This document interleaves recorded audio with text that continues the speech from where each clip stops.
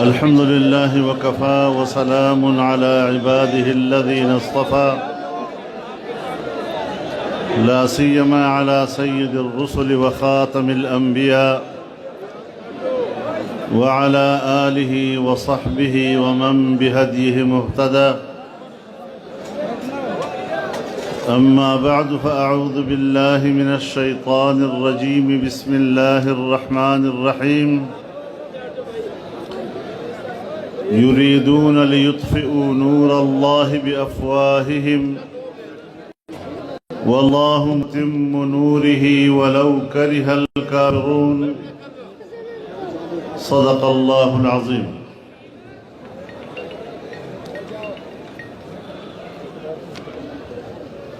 گرامی قدر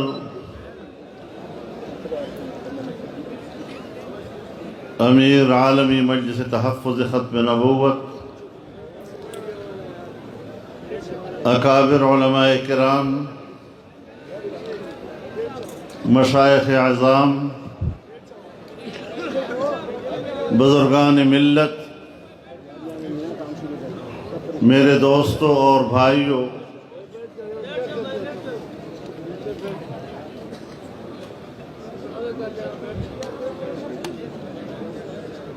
ہر سال کی طرح اس سال بھی یہاں چناب نگر میں اس عظیم الشان ختم نبوت کانفرنس کا انعقاد ہوا ہے.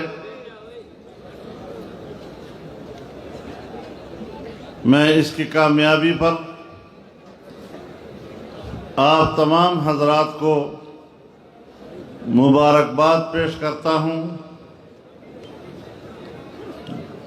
ایسے کانفرنسوں میں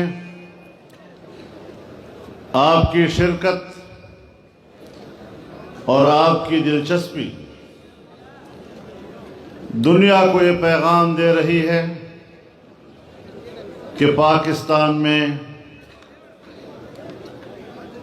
قادیانیت کا عنصر دوبارہ سر نہیں اٹھا سکے گا.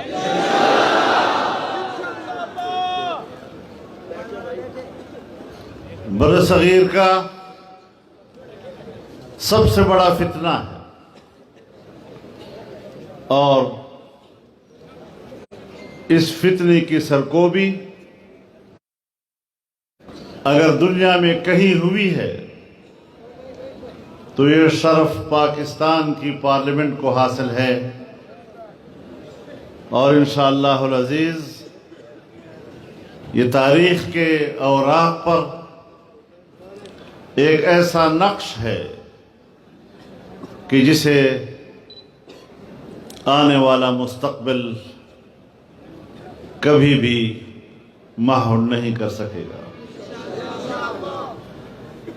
اللہ تعالی اپنے دین کا محافظ ہے اور ختم نبوت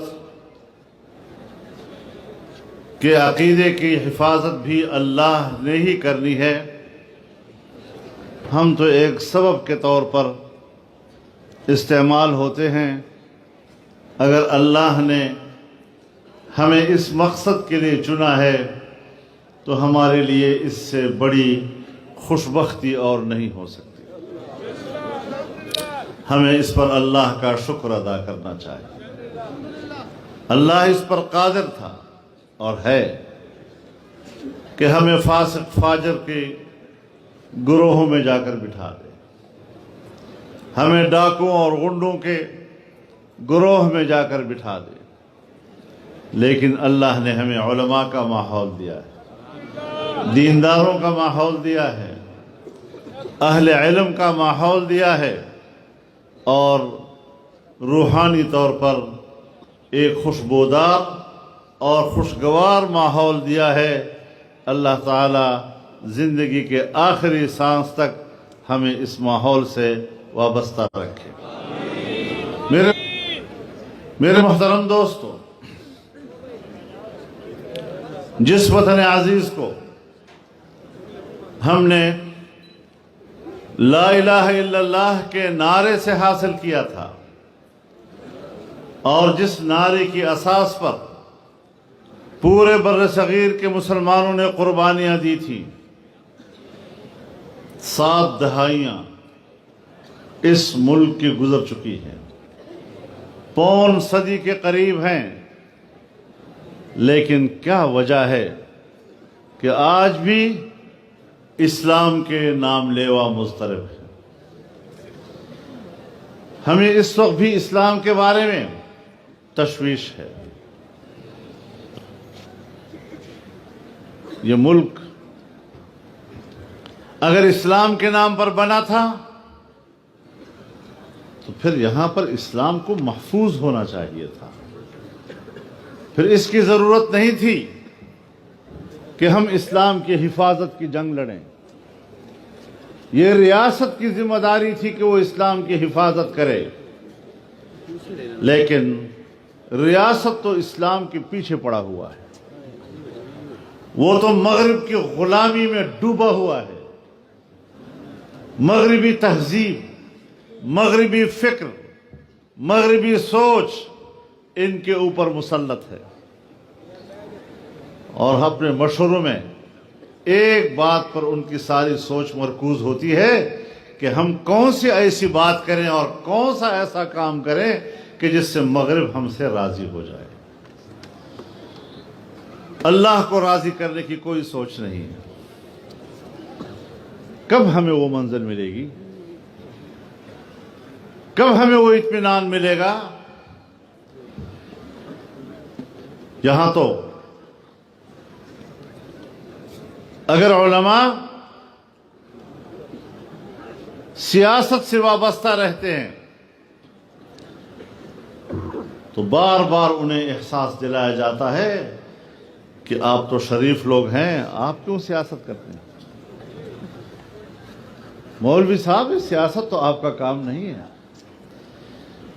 تو پھر جو لوگ سیاست کرتے ہیں وہ اپنے بارے میں تو کم از کم گواہی دے رہے ہیں نا کہ وہ بدماش ہیں، ان کے ہاں شرافت نام کی کوئی چیز نہیں ہے، اس لیے سیاست کرتے ہیں۔ لیکن میرا عقیدہ و ایمان ہے کہ جو شخص اسلام کی نظام سیاست کا انکار کرتا ہے وہ الیوم اکملت لکم دینکم کا انکار کر رہا ہے۔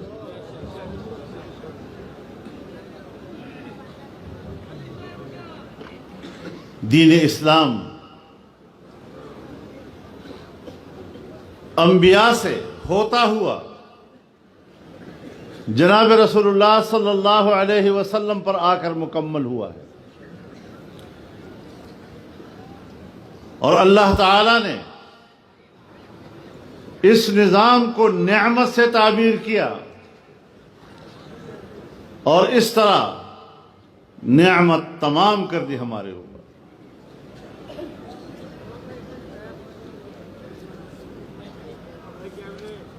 تو پھر کیا سیاست انبیاء کا وظیفہ نہیں رہا ہے؟ جناب رسول اللہ صلی اللہ علیہ وسلم کا ارشاد ہے، کانت بنو اسرائیل تسوسهم الانبیاء کلما ہلک نبی خلفہ آخر ولا نبی بعد۔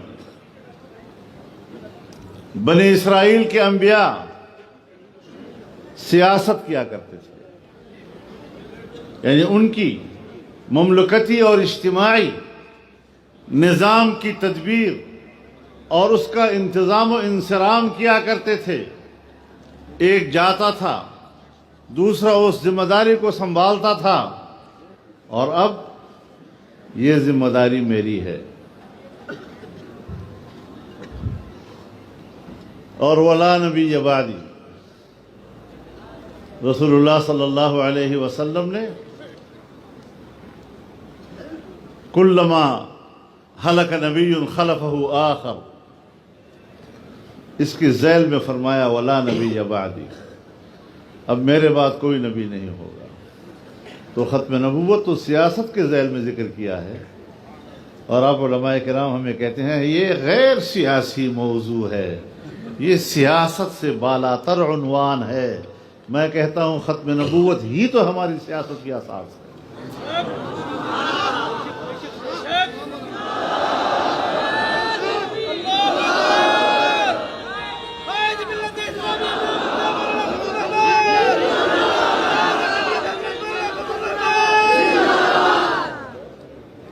اگر علماء کرام سیاست سے لا تعلق ہو جائیں، کمروں اور حجروں میں گوشہ نشینی اختیار کر لیں، تو پھر دین ایک نامکمل صورت میں امت سے امت کی طرف منتقل ہوگا، ایک نسل سے دوسری نسل کی طرف منتقل ہوگا۔ اس کو مکمل بنائیں، اور علماء کرام ذرا اپنے اندر ہمت پیدا کریں۔ میں ایک دفعہ ڈیرہ اسماعیل خان میں ہمارے مخدوم حضرت مولانا سید ارشد مدنی دامت برکاتہم تشریف لائے تھے۔ وہاں حضرت شیخ الہند سیمینار تھا اور اس سے انہوں نے خطاب کیا، اور اس اجتماع میں انہوں نے حضرت شیخ الہند رحمہ اللہ کی یہ بات نقل کی کہ وہ فرمایا کرتے تھے کہ جو علماء محراب میں بیٹھ کر اور حجرے میں بیٹھ کر دین کی اس خدمت کو اپنے لیے کافی سمجھتے ہیں، وہ دین کے خادم نہیں، وہ دین کے دامن پر بدنما داغ ہے۔ حضرت شیخ الہند کے نام لیواؤ، میں نہیں کہہ رہا، ان کے گھر کا بندہ کہہ رہا ہے۔ شہد شاہد من اہلی۔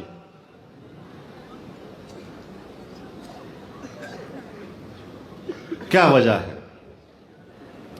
کہ ختم نبوت کا انکار تو قادیانی کر رہا ہے،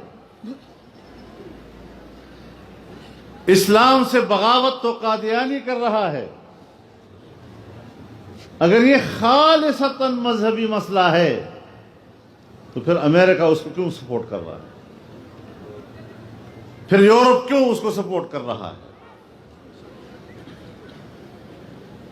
ہمارے حکمران کیوں سپورٹ کر رہے ہیں؟ قادیانیت کو سپورٹ کرنا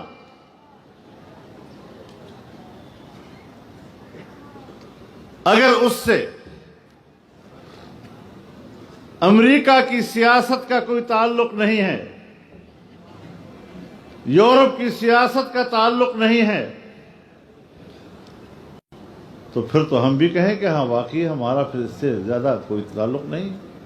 اور اگر وہ اس کو اپنے سیاسی مقاصد اور مغرب کے مفادات اور انگریز کے مفادات اور اس کے لیے استعمال ہوتا رہا، تو پھر حکمرانوں کے مفادات کے لیے ایسے فرقوں کا استعمال ہونا اور ظالم قوتوں کے اور مستبد اور مستعمر قوتوں کے لیے جو قوت استعمال ہوتی ہے، پھر اس کا مقابلہ کرنا، اس کو بھی پھر اس طرح کی سیاست نہ کہا جائے۔ تم تو امریکہ کے لیے استعمال ہو، تم تو انگریز کا خودکاشتہ پودا ہو، تمہیں تو پورا یورپ سپورٹ کرے اسلام کو کمزور کرنے کے لیے، اور ہم کہیں کہ جی اس کا تعلق سیاست سے نہیں ہے، بڑا ظلم ہے۔ علماء کرام ذرا میری باتوں کو تھوڑا سا بیٹھ کر اس پر نظر ثانی کریں، غور کریں اس بات پر۔ میں جلسوں میں ایک روایتی تقریر کرنے کے لیے نہیں آیا کرتا، نہ میں مقرر ہوں نہ میں خطیب ہوں، نہ مجھے وہ طریقے آتے ہیں جو روایتی طریقے ہیں مقررین کے اور خطیبوں کے۔ میں ایک مشن رکھتا ہوں، میں ایک نصب العین رکھتا ہوں، میں اپنے نصب العین کی طرف آپ کو بلاتا ہوں۔ میں اسلام کی جامعیت، اس کی ہمگیریت اور اس کی آفاقیت کی طرف آپ کو بلاتا ہوں. آئیں ہم اس مقصد کے لیے ایک ہو جائیں.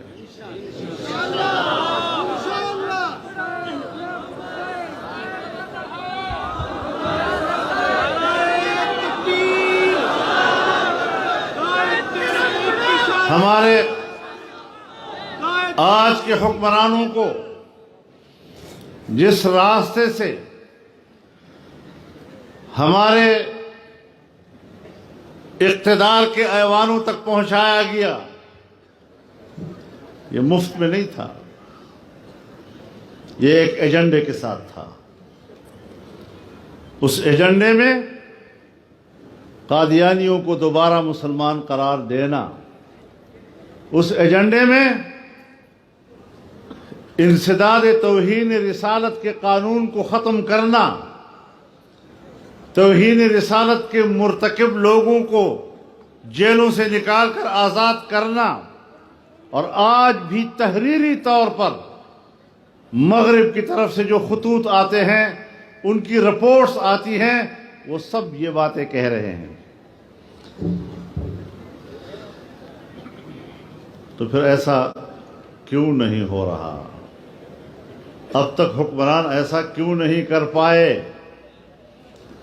میں اللہ کا شکر ادا کرتے ہوئے آپ کے سامنے یہ بات کہنا چاہتا ہوں کہ یہ نہیں کہ وہ نہیں کرنا چاہتے، الحمدللہ ہم نے کرنے نہیں دیا، ان کو اس میدان میں شکست دی ہے. نعرہ تکبیر، نعرہ تکبیر، تاجدار ختم نبوت. اور میں آج بھی اپنے حکمرانوں کو اس اجتماع سے پیغام بھیجنا چاہتا ہوں کہ جو عزائم تمہارے اندر موجود ہیں واپس ہو جاؤ، ورنہ پھر انتہائی ذلیل اور ناکام انجام کا انتظار کرنا.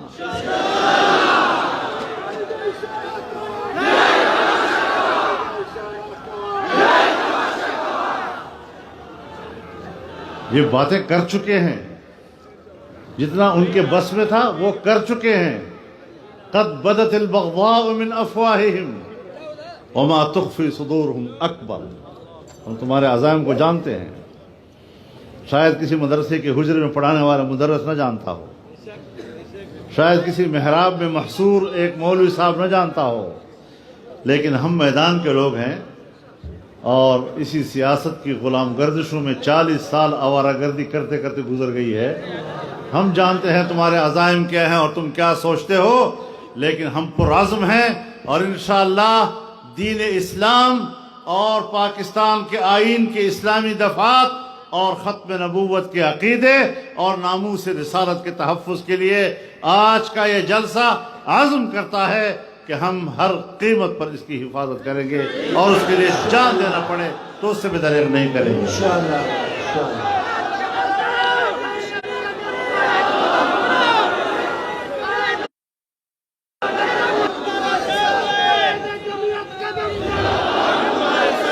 میرے محترم دوستو، پاکستان میں آپ کو دو طرح کے لوگ نظر آئیں گے. کچھ لوگ ہیں جو اپنے آپ کو لبرل کہتے ہیں، سیکولر کہتے ہیں، اور ہم اپنے الفاظ میں ان کو مذہب بیزار کہتے ہیں. یہ طبقہ پاکستان کے خلاف بولے، یہ طبقہ پاک فوج کے خلاف بولے، یہ طبقہ پاکستان کے جرنیلوں کو گالیاں دے، تب بھی وہ محفوظ ہیں. اور اگر کوئی مذہبی تنظیم اس ملک میں اللہ کے دین کی بات کرتا ہے، اسے کالعدم قرار دیا جاتا ہے، اسے دہشت گرد کہہ دیا جاتا ہے. آج کل بھی آپ مناظر دیکھ رہے ہیں. یہ امتیاز کیوں ہے؟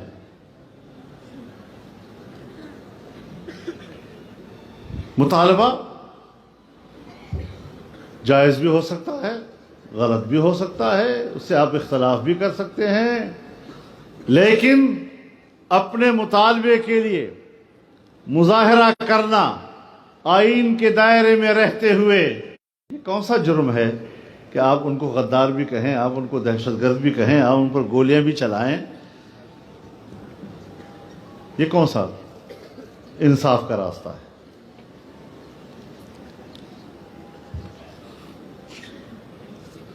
تو انصاف والوں، پھر یہ انصاف کی تحریک نہیں ہے، آپ کے رویوں سے انصاف تاریک نظر آتا ہے۔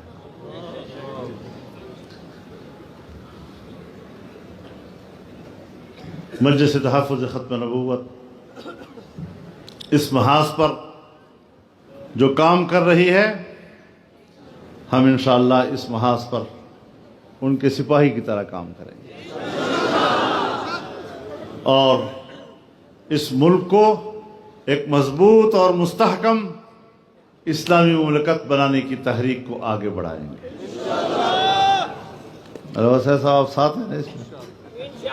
یہ نہ کرو کہ ختم نبوت کے لیے ہم آپ کے ساتھ ہیں اور اسلام کے لیے پھر آپ ساتھ نہ ہو۔ انشاءاللہ ہم سب ایک صف ہیں اور ایک محاذ پر ہم نے لڑنا ہے، اور حکمرانوں کو اتنا بتا دیں کہ ہماری ایک تاریخ ہے، اور جب ہم اپنی تاریخ کا مطالعہ کرتے ہیں تو الحمدللہ ثم الحمدللہ آج اپنے تک بھی میں کہہ سکتا ہوں کہ ہماری تاریخ پر اور ہمارے اکابر و اسلاف کے قریب سے بھی خوف نہیں گزرا، اور ہم بھی الحمدللہ اپنے اندر کوئی خوف محسوس نہیں کرتے۔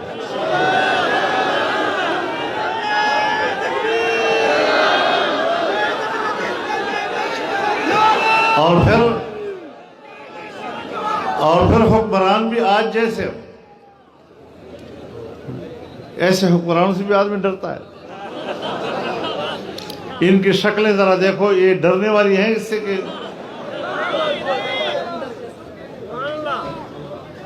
ہمیں تو یہ مکھی کے پر کے برابر بھی نظر نہیں آتا۔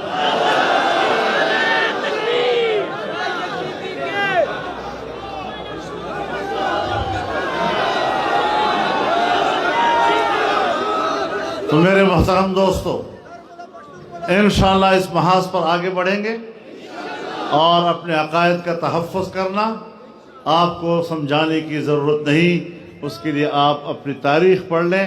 آپ کی تاریخ آپ کے لیے خود ایک سبق ہے۔ آپ کی ماضی کی تاریخ وہ آپ کے مستقبل کی روشنی ہے، اسی میں ہم نے اپنے مستقبل کو طے کرنا ہے۔ اللہ تعالی ہمارے دین کا حافظ اور محافظ ہو، اور رب العزت ہمیں اس راستے میں خدمت کرنے کی توفیق عطا فرمائے۔ وآخر دعوانا الحمدللہ۔ امیر محترم حضرت حافظ